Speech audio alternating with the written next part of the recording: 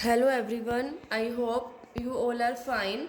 आज हम 11th accountancy के अंदर जो हमारा चैप्टर नंबर 3 है दैट इज़ अकाउंटिंग प्रिंसिपल्स, उसके हम कुछ मल्टीपल चॉइस क्वेश्चन स्टार्ट करेंगे। जैसा कि आपको पता है कि 15 सितंबर से हमारे यूनिट टेस्ट जो हैं वो स्टार्ट हो रहे हैं। सो आई होप कि आप जो है सभी लोग अच्छे से यूनिट टेस्ट देंगे, ठीक है। और सिलेबस जो है वो आपके कैंपस पर ऊपर अपडेट कर दिया गया है।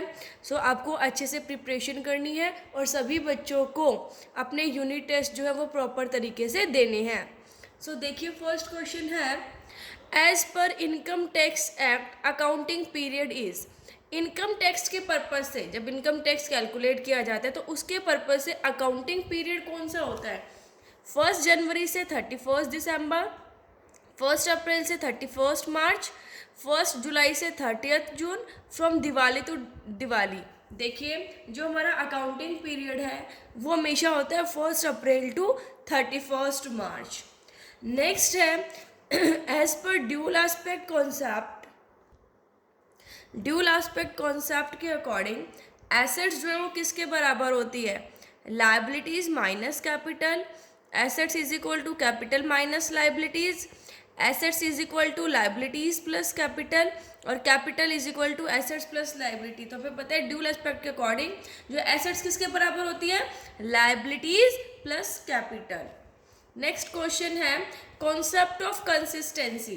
कंसिस्टेंसी का मतलब सेम चीज अडॉप्ट करना ईयर टू ईयर, ठीक है। सो देखिए, कंसिस्टेंसी का मतलब यहाँ पर क्या है कि all the firms in the same industry should use identical accounting principles and procedures. की एक इंडस्ट्री के अंदर जितनी भी फर्म्स है वो हर साल सेम अकाउंटिंग प्रिंसिपल और प्रोसीजर्स को फॉलो करेंगी। सारे के सारे प्रिंसिपल्स और प्रोसीजर जो अकाउंटिंग है वो यूटिलाइज किए जाएंगे, और अकाउंटिंग प्रिंसिपल और जो मेथड है वो हर ईयर टू ईयर सेम रहेंगे, ठीक है। मतलब उसमें चेंज नहीं कर सकते। अगर मान लीजिए कि डेप्रिशिएशन इस साल रिटर्न डाउन वैल्यू मेथड से किया तो अगले साल भी रिटर्न डाउन वैल्यू मेथड से ही कैलकुलेट करेंगे, ठीक है। तो सेम रहता है। कंसिस्टेंसी का मतलब है कि accounting principles and procedure same रहे। सो ऑल ऑफ द वो, ठीक है। सो यहाँ पर देखिए, हमारा कॉन्सेप्ट ऑफ कंसिस्टेंसी क्या कहता है कि जो प्रिंसिपल्स हैं और मेथड है वो क्या रहे? Year to year consistent same रहे, ठीक है।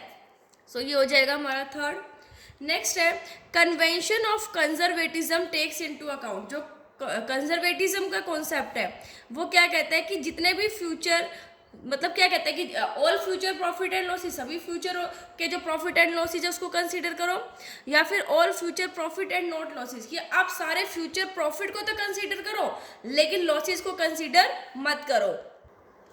नेक्स्ट है, all future losses and not profits, कि आप फ्यूचर में होने वाले लॉसेस को कंसीडर करो, उन्हीं को लेकर चलो लेकिन प्रॉफिट को मत लेकर चलो। ना प्रॉफिट कंसीडर करो ना ही लॉस। तो कंसेप्ट ऑफ कंजर्वेटिज्म ने क्या कहा था कि फ्यूचर लॉसेस को जरूर कंसीडर करें, कि जो होने वाले जो पॉसिबिलिटी है लॉसेस की उसको कंसीडर किया जाए। सो ये क्या हो जाएगा हमारा सी। फिर है, according to convention of conservatism. जो कंजर्वेटिज्म की कन्वेंशन है उसके अकॉर्डिंग क्लोजिंग स्टॉक जो है वो किस पर वैल्यू किया जाता है? कॉस्ट प्राइस पर, उसकी रिलाइजेबल वैल्यू पर। कॉस्ट प्राइस और realisable value which ever is less, की एक तो कॉस्ट प्राइस जो उसकी कॉस्ट आई थी, और एक अब रिलायबल जो वैल्यू रिलाइजेबल, दोनों में से जो कम होती है उसके ऊपर या रियल वैल्यू के ऊपर। सो क्या कहा था कॉन्सेप्ट ऑफ कंजर्वेटिज्म ने कि कॉस्ट प्राइस या फिर रिलाइजेबल वैल्यू जो दोनों में से कम होती है उसमें क्लोजिंग स्टॉक जो है उसका वैल्यूएशन करना चाहिए।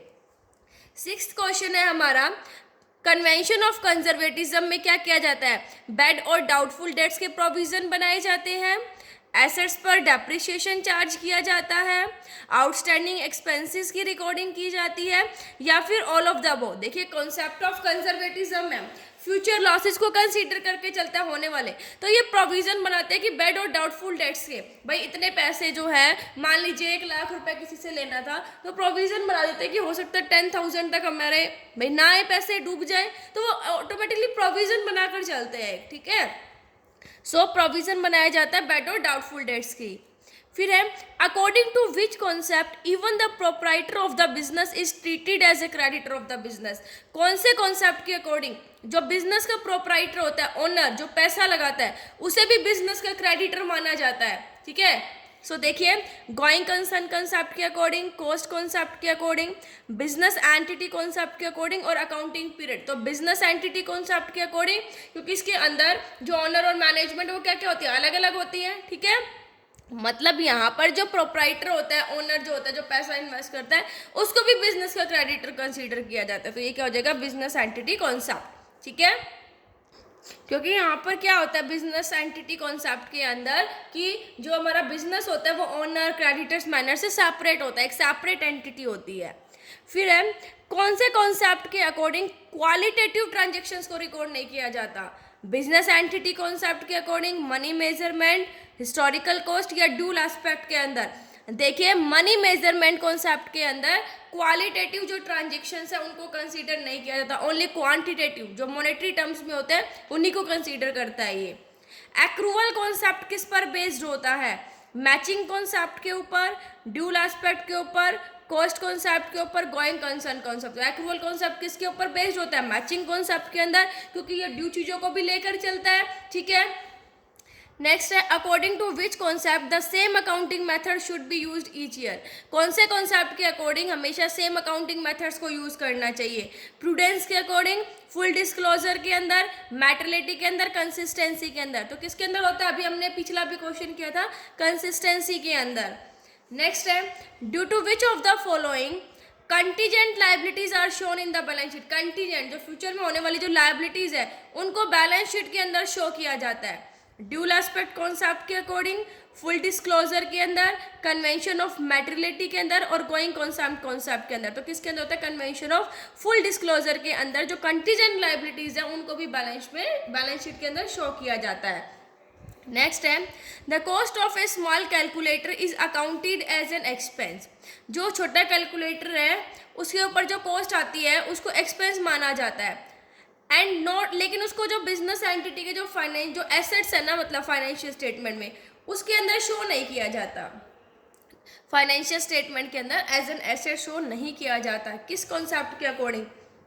मैटेरियलिटी कन्वेंशन के अकॉर्डिंग, मैचिंग कॉन्सेप्ट के अकॉर्डिंग, पीरियोडिसिटी और कन्वेंशन ऑफ फुल। तो मैटेरियलिटी जो कन्वेंशन है, जो कहते हैं कि ओनली जो मटेरियल जो इंपॉर्टेंट चीज़ है उन्हीं को ही कंसीडर करना चाहिए। तो मैटेरियलिटी कन्वेंशन के अंदर हम इनको एक्सपेंस तो मानते हैं लेकिन इनको as an asset financial statement के अंदर नहीं दिखाते हैं। कॉस्ट कॉन्सेप्ट क्या कहता है? कि जो एसेट्स है वो कॉस्ट ऑन मार्केट वैल्यू जो कम होगी उस पर रिकॉर्ड की जाएगी, या एसेट्स जो है, ठीक है, जो कॉस्ट या मार्केट वैल्यू जो कम है उस पर रिकॉर्ड किए जाएंगे। Assets are recorded by estimating the market value at the time of purchase. कि जब हम एसेट्स को परचेज कर रहे हैं उस टाइम पर उसकी मार्केट वैल्यू क्या है, ठीक है। या फिर जो हमने उसको लेने के लिए, भाई एसेट्स खरीदने के लिए जो हमने पैसा पे किया है वो, या फिर एसेट्स रिकॉर्ड ही नहीं किए जाएंगे। सो क्या कहता है? कॉस्ट कॉन्सेप्ट कहता है कि जो हम वैल्यू पे कर रहे हैं ना उस पर हम एसेट्स को रिकॉर्ड करेंगे।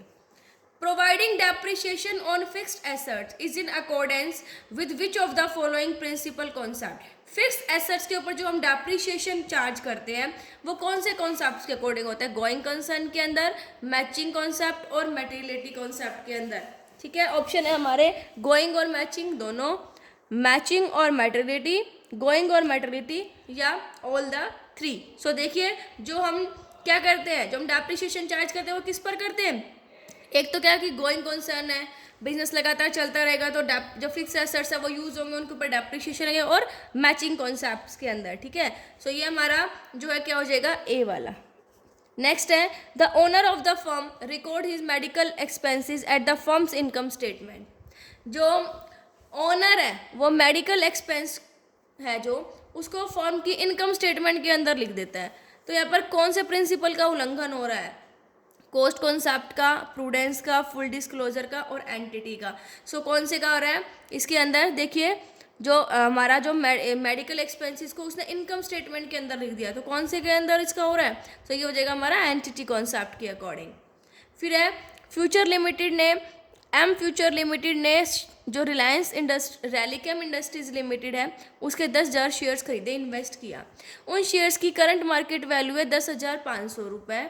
जो फ्यूचर लिमिटेड का जो अकाउंटेंट है, ठीक है, वो जो इन्वेस्टमेंट की वैल्यू है उसको बुक्स में दिखाना चाहता है। तो यहाँ पर विच अकाउंट, लेकिन उसको जो कौन सा अकाउंटिंग कन्वेंशन है जो उसको रेस्ट्रिक्ट कर रहा है ऐसे करने से? फुल डिस्क्लोजर, कंसिस्टेंसी, कंजर्वेटिज्म और मैटरिटी। कंजर्वेटिज्म क्योंकि इसके अंदर हम फुल क्या करते हैं, फ्यूचर में होने वाले लॉसेस को दिखा सकते हैं लेकिन प्रॉफिट को नहीं, तो ये क्या हो जाएगा, कंजर्वेटिज्म।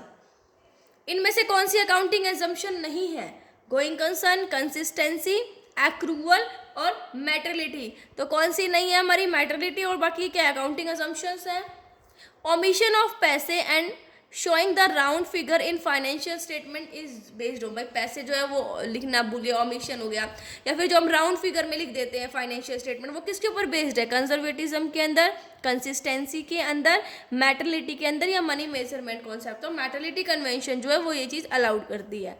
नेक्स्ट है, इनकम को किस बेसिस पर मेजर किया जाता है, मैचिंग कॉन्सेप्ट के अकॉर्डिंग, कंसिस्टेंसी, कॉस्ट और नॉन। तो मैचिंग कॉन्सेप्ट के अकॉर्डिंग इनकम को क्या किया जाता है, मेजर किया जाता है। सो आई होप आपको ये क्वेश्चन समझ आ गए होंगे।